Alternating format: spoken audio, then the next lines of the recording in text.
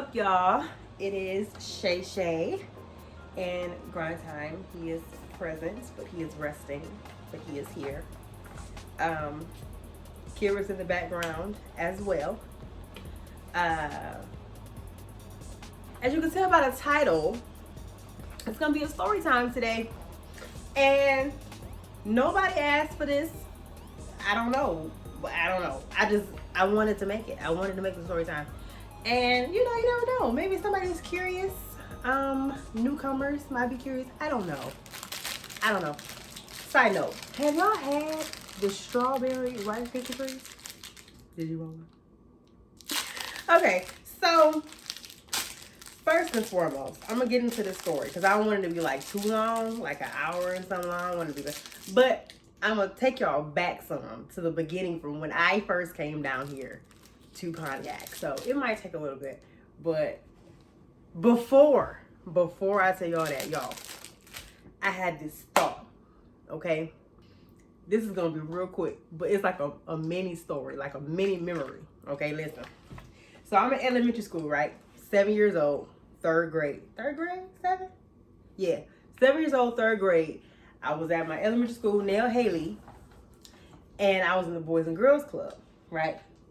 So the Boys and Girls Club, I don't know if you're familiar with what that is, but after school, you don't get picked up after school. You go to the Boys and Girls Club. So you do whatever activities is happening in the club, and then when you're done, you go to the gym so you can free play till your parents come get you. It's nighttime because it was like winter time, so it gets early in the winter, and so the security lights are on in the elementary school. The security lights are on in school. So that means not all the lights are on, but it's like 2 lights down this hallway and 2 lights down this hallway.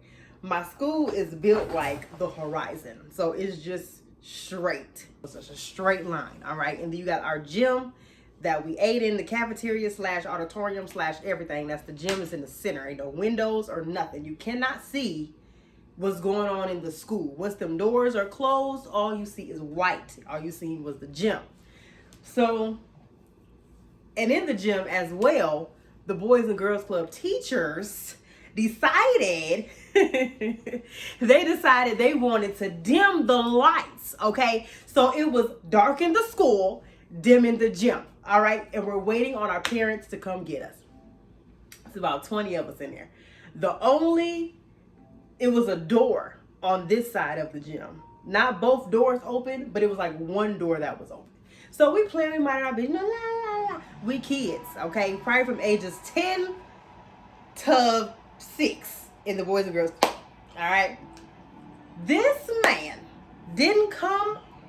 random man entered the school. So they left, which is very unsafe. They did not care about us at all. They left the doors open so the parents can come in and grab their children. However, it's nighttime. We in the hood, that's not very safe to do. But they did it anyway. So this random man walks in to the gym, doesn't speak to a teacher, doesn't do anything. Army fatigue hat, army vest, army pants, army boots, a patch over his eye, and a whip. Like, I'm not talking like a belt. Like, it was an actual whip that our ancestors probably had to, it was a whip. And he's standing there at the door. I'm the first one to see because I've always been with my antennas up. I've always been. When I tell you I was frightened, me and whoever I was playing with screamed and ran our little self to the corner gym because we don't know what's going on. He's searching like he's watching us play. What do you need? Next thing I know, we just gonna call little boy Obi. It's probably 2 names that Obi, the nickname, could be for. Just figure it out, pick one. We gonna call him Obi. Obi beeline straight towards Obi. He grabbed I almost called him by his own name. He grabbed him up by his arm and dragged him. He was dragging him. When I say drag, you know how we be like, oh, you dragged him out, but they still like on their feet. He was being dragged, like body on floor dragged. Now, at first thought, you could be like, oh, he got in trouble. This is a parent or something. But once again, the clues. Whip. Who whips, literally whips their children? Number two, Obi was screaming for his life. Like, help me! Help me now! Help! Like, that's terrifying. Do you understand how scary that is for a 7-year-old? And none of the adults in the room are doing anything. Like, they're just standing there with a concerned look on their face, but there's not 1 ounce of trying to protect him or us. So it was just terrifying. Dragged him all the way out to the point where you heard it getting quieter and quieter as he exited out the doors. I don't know what they wanted us to do at that time, but none of us played no more. We just sat there and we was waiting on our parents. Next day, I don't know why this memory came back to me. It's so funny. Next day, we sitting in class. Obi sat behind me. We all in the same, majority of us that was in the Boys and Girls Club, in the same class.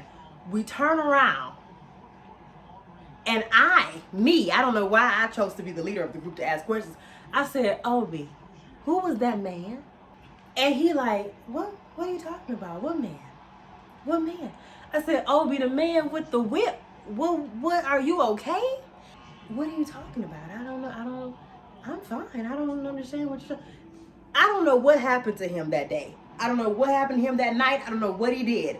But whatever it was, he couldn't remember, trying to suppress the memory. I don't know what happened.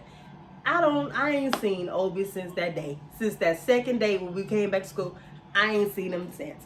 So I don't know what happened to him. I don't know who that man was. I don't know where he got the whip from. The army fatigue was not the same army fatigue pattern, so it was a put together outfit. What happened to his eye? It was just a lot. I had a lot of questions. Anywho, that's not even what I'm talking about today. I don't know why they came back to me.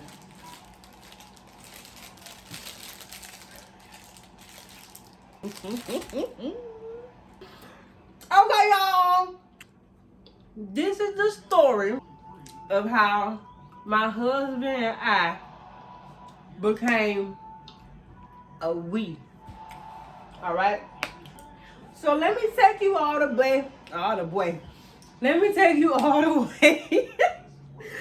Let me take you all the way back to the tender year of 2007.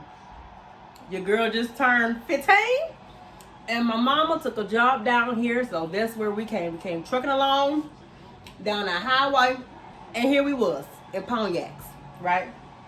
So I don't know why. Well, I do know why she chose the school I went to. I guess it's because, so I'm from predominantly black schools.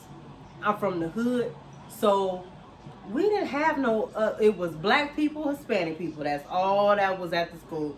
You might have like 1 or 2 drops of white people here and there, but I guess she chose the school that I went to because she wanted to be a culture shock. But she didn't want to put me in Pontiac schools, so she put me in Auburn Hill schools. Whatever, I guess it was because it was all colors and all shades, I don't know.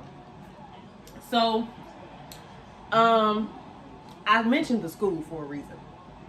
Okay, so back then we were church-going folk, and we needed a church home. My grandmother, rest in peace, my grandmother went to this church house for a very, very long time. My cousins went. So for me, it was just like like his people was there. It was just like a no-brainer for me. And not to mention, the reason why I mentioned my school is because I met someone at the school, and he also went to the church. And so my 15-year-old self was like, oh, we really should join now, because my 15-year-old self had a crush on this person. And so she finally decided to join the church, and that's how I met my husband. But honestly, to this day, I have no idea who said hi first. I don't know. We just became friends. We just became a part of a friend group. Well, they already had the friend group because they were all going there for years. So by the time I got there, like they grew up in the church. So by the time I got there, it was me trying to get into their friend group.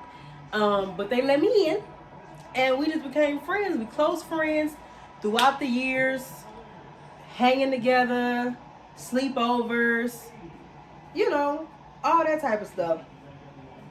And I don't know, I kind of always knew that he would be a part of my life, but I just never knew how it would be. I never thought, honestly, never thought that it would be like into being romantically.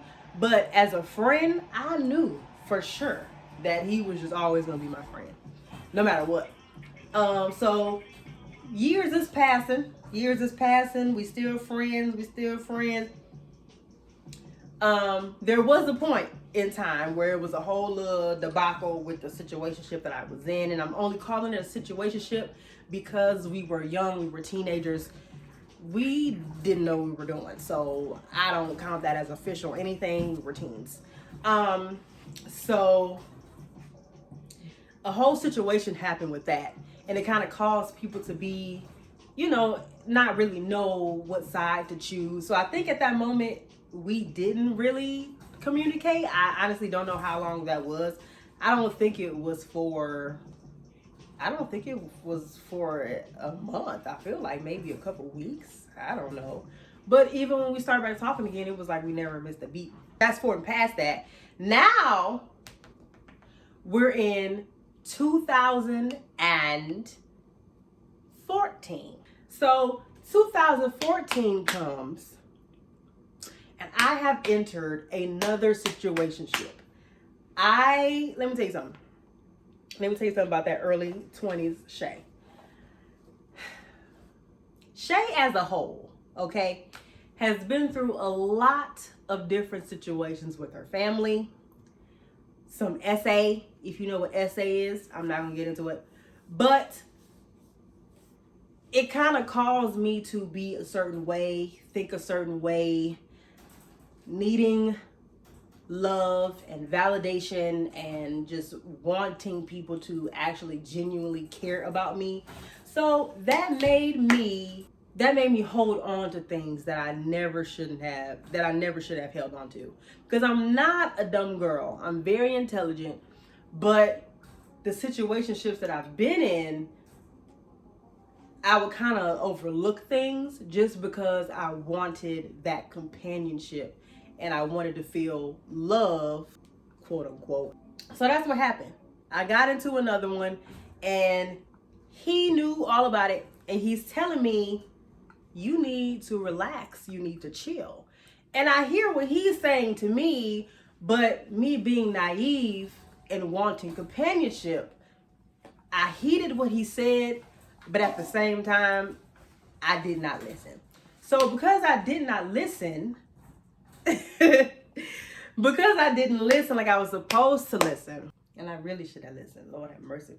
My brand new, at the time, 2015 Toyota Corolla ends up being totaled. Okay? That's because I feel like God was really trying to get my attention, and I wasn't listening to what he was saying, and he was like, you should leave this alone, and I was not listening. So he was like, okay, so we're gonna have to be dramatic with you because you're not paying attention to me. So we was coming from the Secretary of State.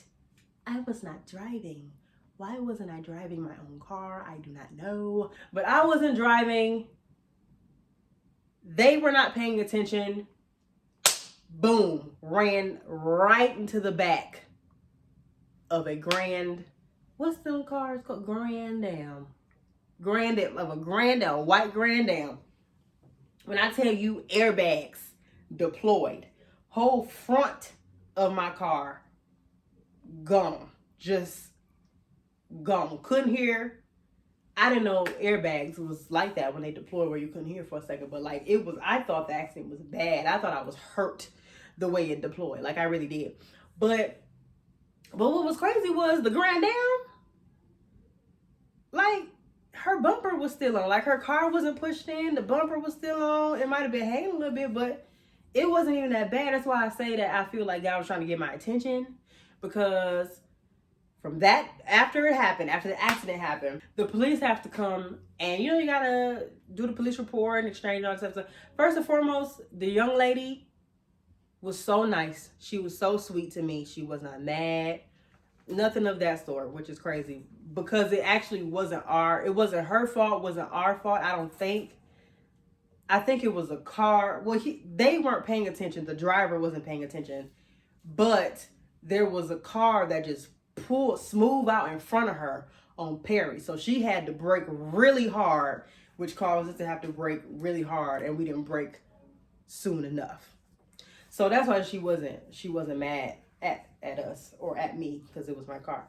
But so after the police situation happened, that person walked away, literally, and I never, that ended right then and there. It just was done. No words, no exchange of nothing. It just was over. So I'm sitting here not knowing what to do because my car is totaled. I have to tell my mother that. So I'm freaking out about that. And I didn't know who to call. So the girl let me sit back, let me sit in her back seat while I was waiting for a ride. And it was so crazy because I'm sitting here like, Lord, who do I call? Because I need a ride home. My mom was at work. So I need a ride home. Okay, and side note, I know I'm mentioning the Lord a lot. That's because that's what we believe in. But in no way, shape, or form am I pressing that on you. You do what you got to do as long as you're nice and you're not hurting yourself or others. I don't care. We live in life and we cool. But I'm sitting here like, Lord, who do I call? Who do I call? Because I need to get home. And I just kept hearing his name. I'm going to say grind time. I was going to call him by his name. But it's just like, call grind time. Like it's going through I hear it so clear. But y'all, I was so, because we have gotten, by that time, since we've been friends since I got down here in 2007, but by that time, he was my best friend. Literally my best friend. And when I tell you the disappointment, I just felt how disappointed he was going to be. And I'm like, I cannot call him to come get me. I can't do it. So I called our other friend.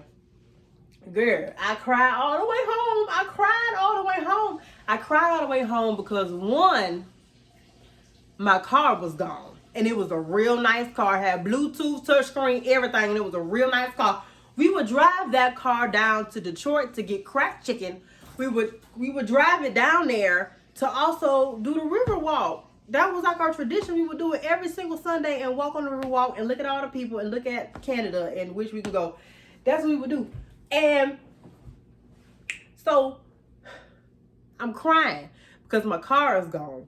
But I'm also crying because I'm like, how did I get myself into the situation? I'm so stupid. That's so dumb. I should have listened. So I'm crying all the way home. Literally all the way.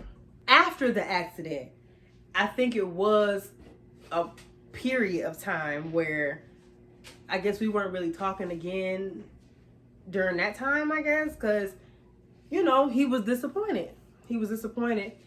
The fact that I didn't listen and, everything like that, right? You say yes. I don't know how, but I think I reached out first. Did I apologize to you? Yeah, so I apologized. And I think I apologized because, first of all, like I said, he was my... I apologized to him for one because I'm sure that I hurt his feelings because I lied. I lied to them. When I say them, him and our other friend, I lied and I said that I was done talking to him, and then I wasn't. But at the time when I said it, I don't know. Like I said, I was dumb. I was stupid and dumb. But I apologize because I lied to him and I know I hurt his feelings. And then also, just because of everything, I don't know. For being stupid. I guess I was also apologizing for being dumb. And he knew that I wasn't dumb and I was acting dumb. So I apologized. So we started talking back. I think from that point on, it just became like a shift in our relationship, kind of. Because we would literally be on the phone from morning to nighttime every single day. And we didn't have to talk about anything. It could just be silence on the phone. We would just be on the phone together. He'd be at work. I'd go to sleep. I'd be like, I'm going to bed, good night. But I wouldn't hang up the phone, like, and that's what it was. And I think over time, over that, us talking on the phone and like getting to know each other even better than when we did know each other, I think we kind of started liking each other. But I honestly feel that, I don't know how he was feeling, because how was you feeling? But I don't really think, like, I feel like he liked me as well, but I feel like he was battling back and forth. I don't know. But we weren't, I guess we wasn't really trying to say it that we liked each other. I think we were just kind of letting it be what it was.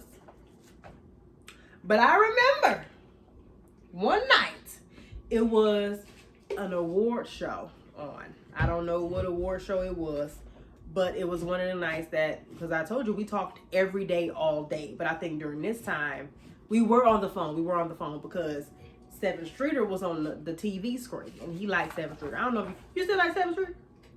He don't like 7th Streeter no more, but he did. And I was teasing him because I was like, 7th Streeter on TV? And she had the little things on her leg. So I was teasing him. And we got off the phone that night. And I just remember him sending me this long text message about that he liked me. It said a whole bunch of other stuff too, and I can't remember everything. But, you okay? He sent me this long text message just explaining that he liked me and, just expressing his feelings. And I just remember that I expressed him back, and I told him that I liked him too. And I also told him that I wanted to take it slow, because after everything that I just went through with the car accident and situationships and all that other stuff, I said, okay, we gonna have to take this slow, and then we'll figure out and see what it is. Okay? That's what I told him. And he was fine with that. He was, so that had to be, now we're in 2015. So that was like January 2015. So we were talking throughout January 2015. And then he asked me, the first person ever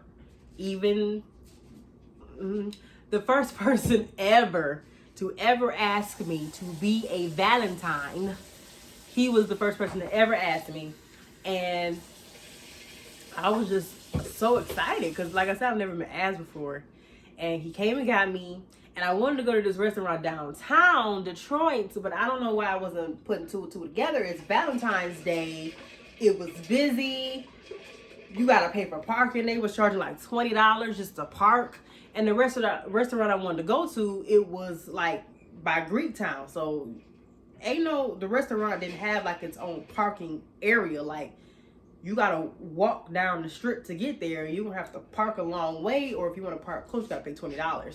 We couldn't find no parking. We were riding around for about an hour. Probably about an hour. He gave me this big card, like it was huge. It's a huge, gigantic card. And he gave me a Hello Kitty, stuffed Hello Kitty, because at the time I really, really liked her. And he gave me Hello Kitty. She was like multicolored. She was so cute. But we couldn't find no restaurant. So we ended up driving all the way to Waterford to go to Buffalo Wild Wings. And we ate there. And he dropped me off that day. But I think that was the day that I really, really, really started to like him, because nobody has ever really taken the time out to do something like that for me before. And I just felt like he really cares about me.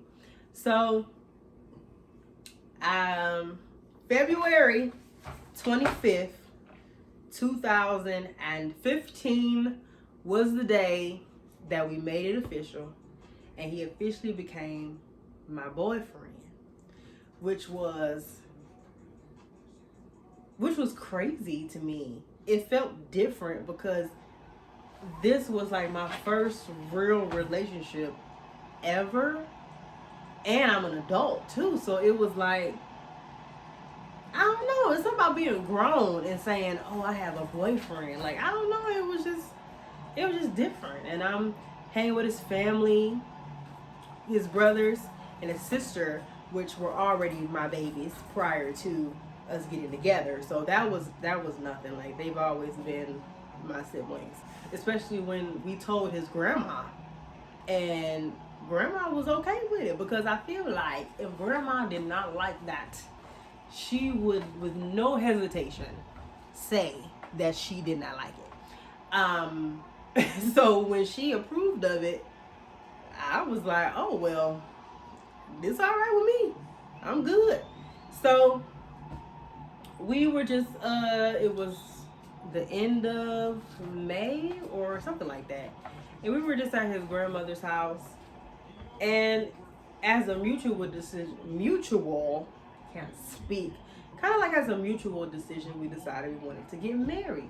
Now, it wasn't a really, for me or for him, it wasn't really a rush to get married, but honestly, I can't even tell you how we came to the decision. It had to be some reason why we thought the same year was the best thing to do, but I think it was because we just already knew each other like the back of our hands, and it was my best friend, and I didn't need to get married right then and there, but getting married right then and there didn't bother me either. Like, it was fine. And when I say right then and there, I mean the same year. So we got married September 18th 2015, and we officially got together February 25th 2015. So that's why I say right then and there. So that's how we got together. That's how we became a family, him and I. And this year makes 7 years of being married, which is crazy because that went by really fast. But together, him and I have seen a lot of things. We've witnessed a lot of things. We've been through a lot of things. I wouldn't trade it for anything because that's my boo. And that's just what it is. So that's how we got together. Like I said, nobody asked for this. And I don't know. Sorry. I don't know if I'm a good storyteller or not. I tried to make it as interesting as possible and talk as fast as possible so I wouldn't like bore you or whatever. These are really good. If y'all have not tried these strawberry Rice Krispie treats, you need to go and grab some from the store. So all in all, that's how we became a we. And I mean, I could have gone into deeper detail, like the ins and outs of a lot of things that led up to that, but I didn't want to get too deep into it. And then, because a lot of people was mad. A lot of people were mad. That's true. A lot of people still mad. A lot of people don't understand why we're together, but it's not for them to understand. It's not for them to understand at all. With us being together for 7 years, people like, I was wrong. But then you still got people that's mad. Like, I don't know what the problem was. Like, I honestly don't know why people were so angry. To this day, I don't know. I don't know. I don't care. I mean, I don't really care either, but it's kind of just like, well, what we do to you? Like, just let us be happy. And it'll be okay. Like, we're not bothering nobody. It'll act like it wasn't no sneaky link type situation. It wasn't nothing. It wasn't even a sneaky link. Wasn't even a thing. It wasn't. Back then. It wasn't no creeping. Wasn't no none of that. So it was like, We were both single at the time. And I've been single for a minute. We weren't single at the same time until sometime later. So my situationship, I'm saying that once again because we were young, not because there's any animosity or anything of that sort, because the family is, that might sound weird to you, but his family is still our family. Sounds weird, but you don't know that. You don't know. Anyway, so I was in that, and I think he was single, and then he got in something, and then when he got in something, I was single. So, and then when he was single again, that's when I got into that other situationship. So, like I said, it wasn't nothing like we were forcing. I never once in my mind was like, ooh, I want to be with him. Never once, because it wasn't that type of thing. Like, his friendship just meant so much to me. Like, he got me. Like, you know, he just understood me. I could completely be myself with him. To this day, it's something that only him and God knows. Nobody else knows this. Just him and God. And I told him, and he didn't judge me for it. He cares. Like, he just genuinely cared about me. And I would hope that he, you know, understood that it was the same coming from my end. It was times that we just, I don't know, we didn't have to do anything together. I'd just be like, I ain't got no money, but I'd be like, hey, you want to go to the mall? And we just go to the mall and just kick it at the mall. Like, it was just that. But I don't know why people still asking the fool, honey. I don't know. Some people thought he was marrying me because I was pregnant, child. I don't know where they got that from. I was gaining some weight, but I was gaining weight because you gain weight when you happy. And so I was gaining, and people was like, she must be with child. But also, that's a little offensive to me, because am I not, you saying no? Am I not worth being married? Because, like, am I not worth love? You think he will marry somebody just because she pregnant? They don't know him. They don't know him at all. And I felt, y'all, that reminded me this one time.